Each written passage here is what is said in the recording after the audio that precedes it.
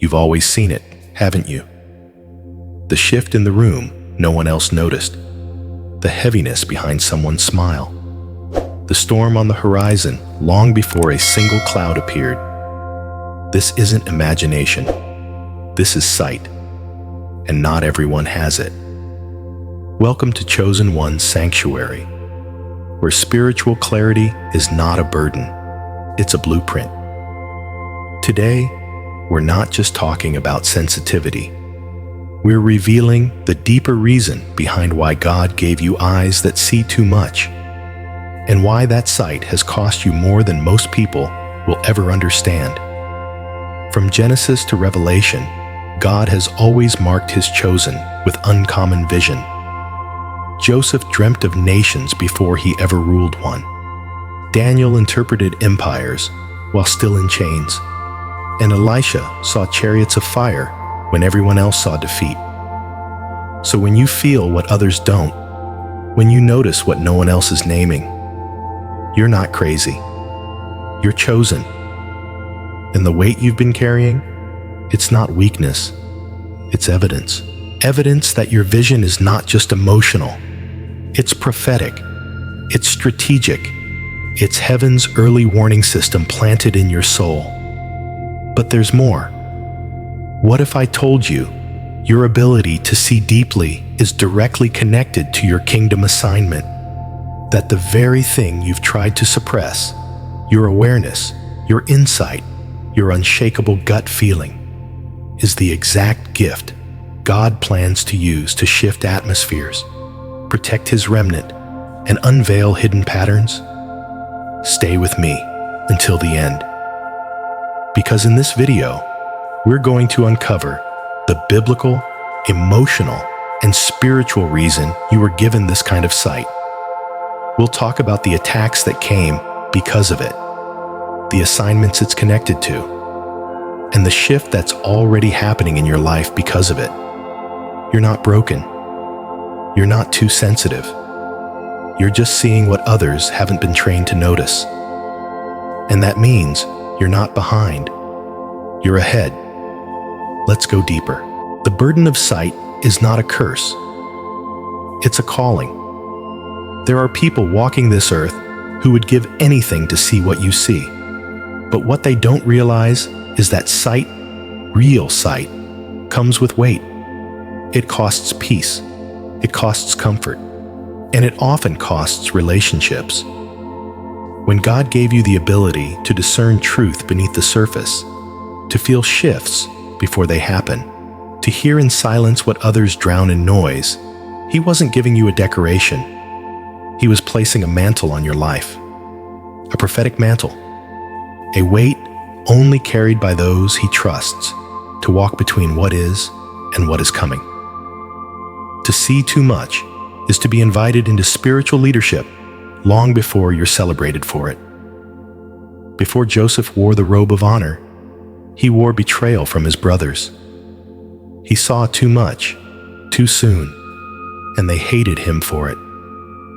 Not because of the dream alone, but because of what the dream implied, that he had been marked for a destiny they didn't understand. Your calling works the same way. Your perception is not overthinking. It's pre-assigned clarity. God gave you spiritual X-ray vision not to torment you, but to teach you what to carry, what to confront, and what to release. That sensitivity that others mock, it's sacred. But this calling can feel cruel when misunderstood. You may have begged for the noise to stop, for the inner warnings to grow quiet, for a moment of normalcy where you didn't feel the pain of the room or carry emotions that weren't even yours. But the burden doesn't lift through denial. It lifts through obedience, through surrender, through recognizing that you were born to see what others avoid so you can prepare what others will one day need. This is the difference between a wanderer and a watchman. A wanderer stumbles through storms. A watchman sees them coming and knows how to pray. And that's what you are. Not a sponge, not a victim of spiritual overload. A watchman, a soul stationed at the edge of battle lines with a gift that warns, reveals, and protects. This is the grace of the burden. It only falls on those trusted to carry it well. But even in this holy tension, there is a deeper layer still waiting to be uncovered. A lineage of visionaries who bore the same weight before you ever knew what it was. And their stories are not just history, they are a mirror. Let's hold that mirror up now. Biblical seers walk this road before you. You are not the first to feel misunderstood because of what you saw. Heaven has always used sight to separate the chosen from the crowd. The gift was never meant to blend in. It was meant to pierce through. From the earliest pages of Scripture, God entrusted vision to those who would be hated for it, mocked for it, isolated for it, because true prophetic sight rarely comes with applause. It comes with resistance. Joseph was only 17 when he saw dreams that shook the structure of his entire family. He didn't ask for those visions, he simply received them. And the moment he opened his mouth, the war began. His brothers stripped him of his coat, but they couldn't strip him of the favor. He was thrown into a pit, not because he was weak, but because he saw. And what he saw threatened systems that were built on blindness. His journey from the pit to the palace wasn't a rise to power. It was a test of endurance for a man whose vision would preserve nations. And then there was Daniel, carried off in exile, trained in Babylon, immersed in a culture that worshipped idols and chased empty wisdom, yet still he saw. He interpreted what kings could not. He discerned what astrologers failed to grasp, and it nearly cost him his life more than once. The lions weren't just hungry animals. They were symbols of the world's attempt to devour the one who saw too clearly. But even surrounded by death, Daniel didn't lose his sight. He didn't bend his gift to please men. He bowed only to God. These are not just stories. They are shadows of your own. If you've ever been cast out for your clarity, distanced for your discernment, or silenced for your sensitivity, you are walking a path carved by prophets. Heaven never sends a seer into comfort. It sends them into conflict with eyes that break illusions and hearts that bleed truth. What you see is not your imagination. It is your inheritance. You were born into a lineage of those who held the weight of revelation and paid the price for carrying it. And now, as your own journey unfolds, that same sight is awakening again, not just in vision, but in vibration. Because the weight you carry isn't only about what you see, it's about what you feel before the room catches up. And that awareness, as exhausting as it may be, is not random. It's how heaven speaks when no one else is listening. Spiritual sensitivity as heaven's alarm system. There's a reason your spirit tenses before your mind can explain why. A reason your chest tightens in rooms that seem peaceful on the surface. A reason you walk away from certain people feeling like you've just fought a battle no one saw. That reason is divine. What you call emotional overload is often the early alarm of heaven sounding through your body. You are not just emotionally aware, you are spiritually wired, a living signal tower for things not yet spoken. God never intended His chosen ones to walk blind. He made you sensitive, not so you would be overwhelmed, but so you would be alerted. You are heaven's early warning system. You feel what others dismiss. You sense what others ignore. You catch the fracture in the foundation before anyone hears the crack. And when you try to explain it, they look at you sideways, like you're being paranoid or dramatic. But you're not reacting, You're responding. You're responding to tremors in the spirit that others haven't been trained to notice.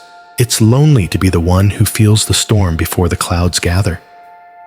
But it's even heavier when you silence yourself to keep the peace. Because make no mistake, when you silence your sensitivity, you silence God's alarm. That unease in your spirit, that tension in your gut, that isn't fear. That's discernment. That's the Holy Spirit trying to get your attention before something breaks. And ignoring those signals has consequences. How many times have you stayed when you knew you should have walked? Entered a room your spirit told you to avoid? Trusted someone your soul had already warned you about? Each time, you overrode the alarm to protect comfort. But God didn't call you to comfort. He called you to clarity, to see, to feel, to sense, and to move. You are not a sponge. You are not too emotional. You are a spiritual responder. And heaven speaks through you because you've proven you can feel the weight of what's coming without running from it. This sensitivity is not weakness. It is war strategy. And you, chosen one, are on the front lines, even when the battle hasn't begun. But what happens when the gift becomes the target? When your sensitivity is weaponized against you? That's where the enemy's agenda begins to show its hand. And that's what we need to uncover next. Attacks on the gift. Why you've been gaslit, mocked, and misunderstood. The enemy doesn't attack what he doesn't fear. And he fears the ones who see. He fears the ones who feel the shift in the atmosphere before a word is spoken. He fears the ones who notice the lie buried beneath the smile. That's why you weren't just overlooked. You were targeted.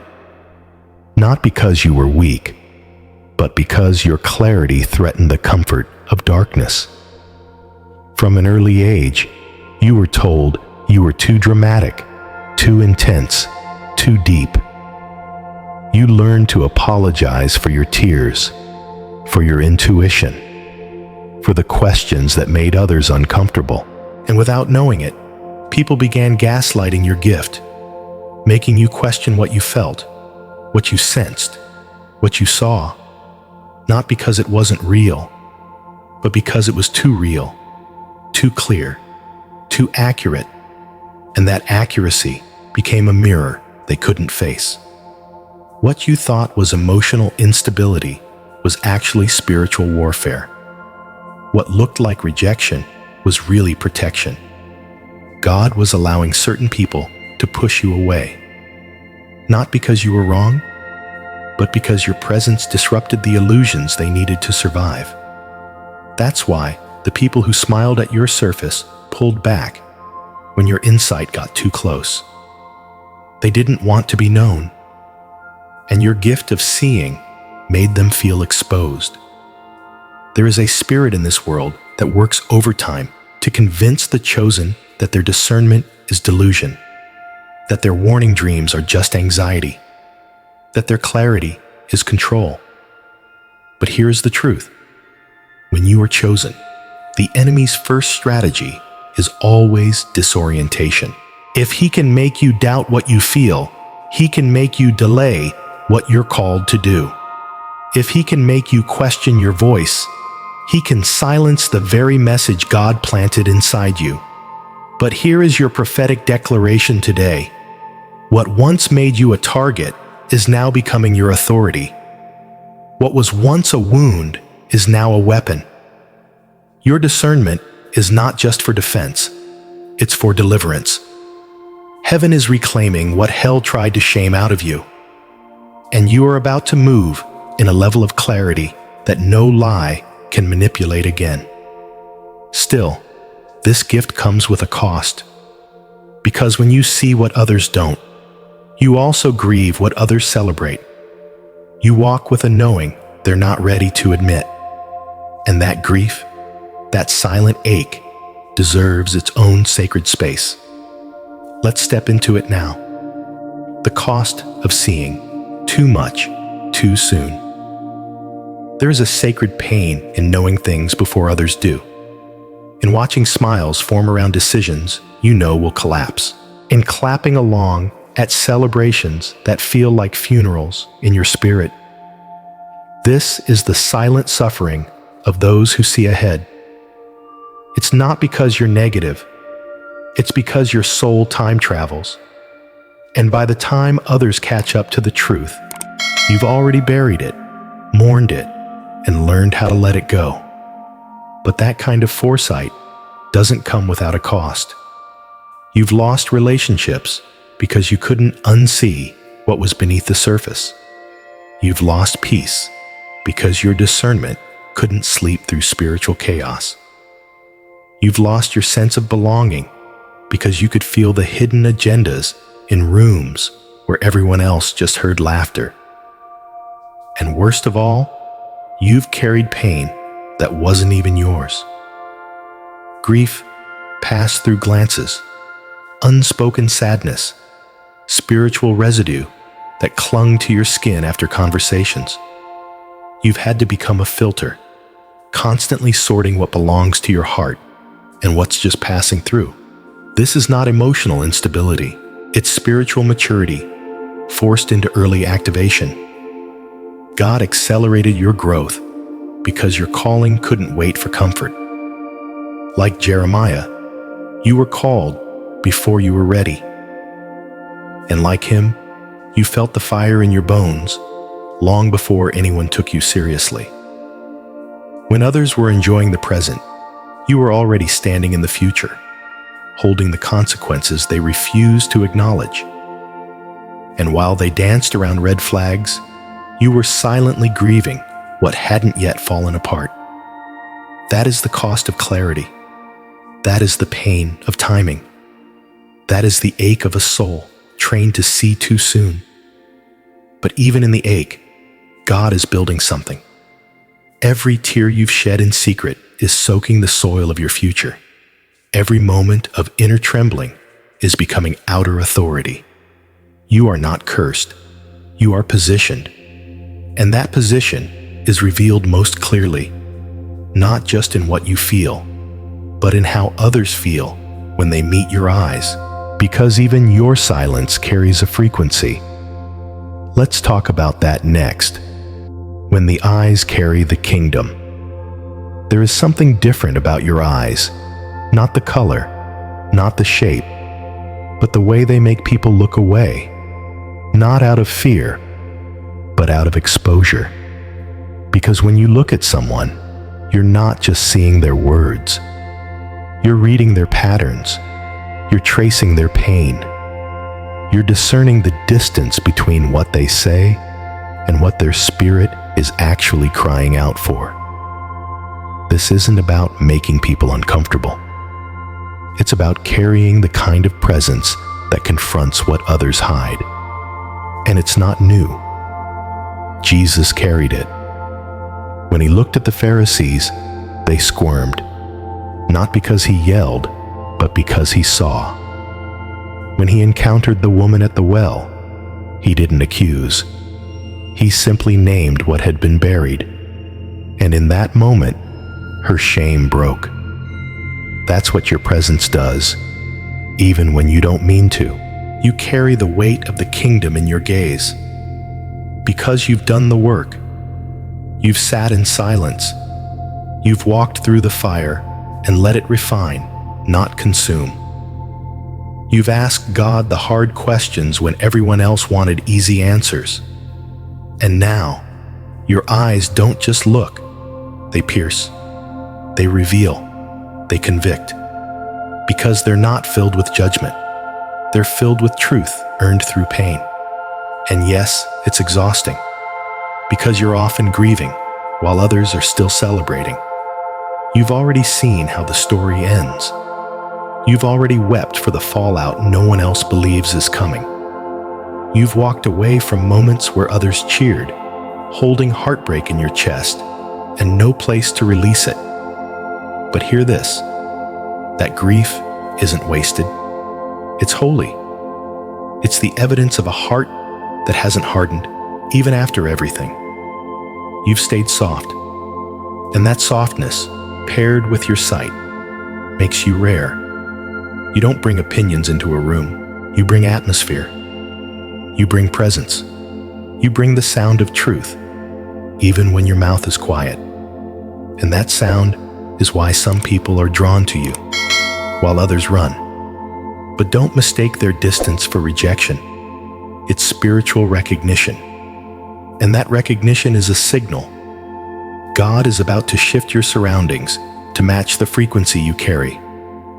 Let's move deeper into that unfolding now. The prophetic loneliness of the watchman. To see from a higher place is to walk alone more often than not. Not because you want to be separate, but because clarity creates distance. God has stationed you, like Ezekiel, as a watchman on the wall, not to spectate, but to intercede.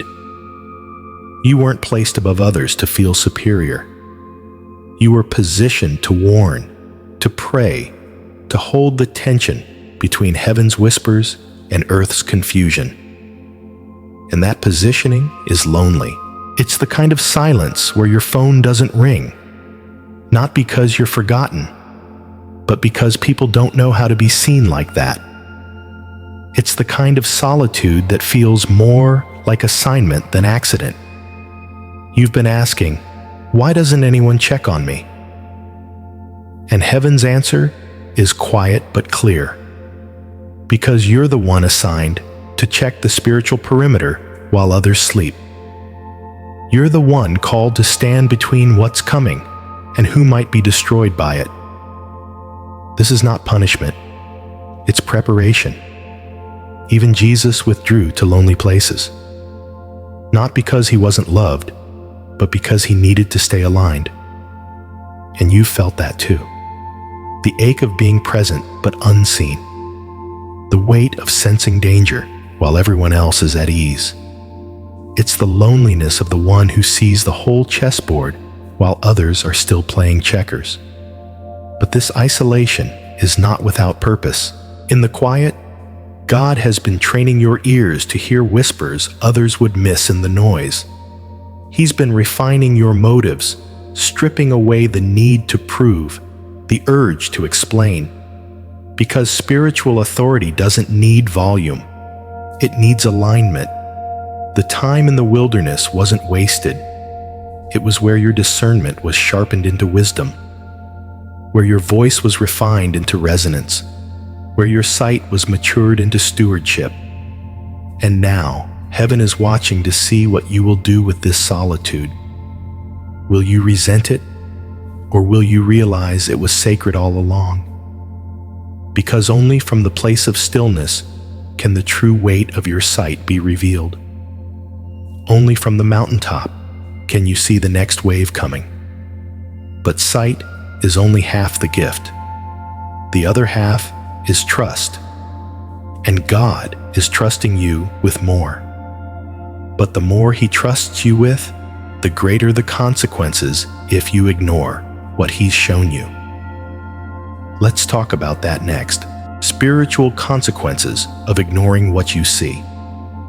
Every time you see and stay silent, something in your spirit grows restless. Because to be chosen with sight is to be responsible for what others do not yet perceive. This isn't about control, it's about accountability. When God reveals something to you, it is never just information, it is instruction. And when that instruction is ignored, heaven does not go silent. It waits. It waits to see whether the seer will act on what they've been shown, or bury the truth for the sake of fitting in. The truth is, when you suppress your sight to stay accepted, you create space for spiritual confusion. You make agreements with false peace. You allow danger to walk freely in spaces you were assigned to guard. There is a spiritual consequence to seeing and pretending you don't. It isn't just discomfort, it's disobedience. Ask Jonah. He saw, He knew, but he ran.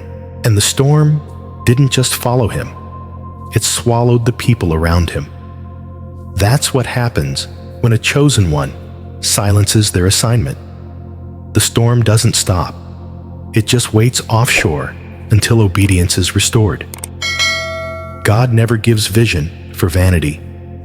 He gives it so that atmospheres can be shifted, so that relationships can be tested, so that decisions can be made not by sight, but by insight. When you see clearly and act accordingly, heaven aligns behind you. But when you see and stay passive, that same heaven will interrupt your comfort to restore your mission. This is why your inner world has felt like a wrestling match, why your peace has been fleeting. Because you weren't called to observe. You were called to intervene, not always with words, sometimes with presence, sometimes with prayer, sometimes with silence that carries weight, but always with alignment. Because when the seer is in alignment, the space begins to shift. And when the space shifts, the assignment unfolds. And you are not meant to just see what is. You are meant to build what comes next. Let's walk into that building now. From sensitivity to strategy, heaven is now building around your sight. For years, you thought your sensitivity was something to survive, something to manage, to hide, to apologize for. But what if heaven never saw it as a burden? What if your emotional frequency was actually a blueprint, not just for discernment, but for divine strategy? God is no longer just revealing things to you. He's now constructing life around what you've been given. The people he's removing, they couldn't breathe in the altitude your sight requires. The doors that didn't open, they weren't locked to punish you. They were guarded to protect what's inside you. Because now, the foundation is shifting, and heaven is only aligning you with assignments that match your vision. The rooms you'll enter in this season won't ask you to dim your light. The connections you'll make won't flinch at your depth. Because you're no longer in survival mode. You're in strategic deployment. Everything God showed you in secret is about to serve a greater purpose in public. And everything that once disoriented you is becoming direction. Your patterns, your warnings, your timing. They're not random anymore. They're coordinated, spiritually mapped out to carry weight beyond your own life. This is the season where God turns what overwhelmed you into what organizes you. Your discernment becomes decision-making wisdom. Your compassion becomes leadership influence. Your silence becomes spiritual authority. The same sensitivity that used to drain you is now a spiritual instrument. You're learning when to lean in, when to stay still, when to say yes to the unseen nudge and no to the urgent noise. You're not just gifted, you're trained. And heaven is building connections, platforms, and opportunities that don't tolerate your gift. They require it. This is why the waiting was long, why the pruning was deep, why the loneliness lingered. Because what God is building through your sight requires structures that can hold weight. And now that your heart is rooted and your eyes are refined, He's entrusting you with what others couldn't carry. But strategy is never just about where you are. It's about where you're going. And to step into what's next, you must understand this. You weren't chosen just to see. You were chosen to be sent. Let's walk into that commissioning now. The shift, no longer just seeing, now sent. There comes a point in every chosen one's journey where the vision is no longer just a private revelation. It becomes a public assignment. You were never meant to be a lifelong observer, quietly collecting warnings, grieving patterns, sensing collapse in silence. That was the preparation phase. Now, you're being sent. And heaven is not asking for your comfort. Heaven is asking for your courage. You were trained in the shadows so you could speak in the light. You were trusted with private clarity so you could carry public responsibility. And though it felt like wandering, the wilderness was your consecration. Your silence wasn't absence. It was sacred incubation. And now, the time has come to release what you've been carrying in your belly for years. Not as a reaction, but as a commissioned release. God is not waiting for you to be perfect. He's waiting for you to be positioned. You're no longer just the one who sees red flags. You're the one who plants new foundations. You're no longer just picking up spiritual signals. You're becoming the signal. Your life is now a sound, a resonance that heaven uses to shift atmospheres, to disturb what is out of order, to anchor what's divine. This is why the isolation increased. Because when God sends you, He often clears the path before placing your feet on it. He removes the noise so you can discern the next step. And you're not stepping into exposure, you're stepping into alignment. And yes, it's okay if you don't feel ready. Neither did Moses, neither did Esther, neither did Jeremiah. But God does not call the ready. He readies the called. And you, beloved, are being readied right now. So when your name is not called, but your spirit is stirred, that's your sign. When others fall silent and you feel fire in your bones, that's your moment. You are no longer hidden for protection. You are hidden for release. And heaven is releasing you. You don't need validation. You don't need a stage. You need to remember what God already said. You've been chosen. You've been equipped. And now you're being sent. Because those who see must also build, and those who build must be willing to walk forward even when the world isn't ready for what they carry. And with that final truth, the deeper revelation begins to settle, not as a shout, but as a soft echo, steady and sure, guiding us into the stillness that waits in the final word. Sometimes, God gives sight not to elevate, but to entrust. To trust you with secrets that cannot yet be spoken. To show you the pattern long before it becomes the problem. To train your spirit to walk with wisdom, not just knowledge. Because those who carry divine vision are not spectators, they are stewards of spiritual timing. And when the world moves in confusion, it is the chosen ones who move in clarity. If you've ever wondered why your spirit felt heavy while others felt joy, why you felt conviction where others saw opportunity, why your silence disrupted more than your words, it is because you were born to walk in the tension between what is and what must be. This tension is not punishment. It is prophecy in process. And your life is not off course. It is unfolding in perfect alignment with a God who sees all and gave you eyes so you could see just enough to walk by faith, not fear. This is the mystery of your calling. You were not given sight to find safety. You were given sight to shape destiny.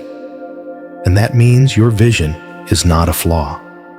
It is the fingerprint of heaven stamped onto your soul. So let this truth seal itself in your spirit today. You are not too sensitive. You are strategically seen, spiritually assigned, and divinely sent. If this word stirred something in your spirit, I invite you to support what we're building here at Chosen One Sanctuary. Like this video, share it with someone who carries hidden vision, and subscribe so you don't miss what heaven releases next. And in the comments, let us know what part of this message confirmed what you've always known. deep down, or awaken something you're just beginning to see. We're not just creating content, we're building clarity for the remnant, and your voice belongs in the conversation. Until next time, walk in truth, walk in vision, and never forget, what you see is not a mistake. It's a message, and it was given to you for a reason.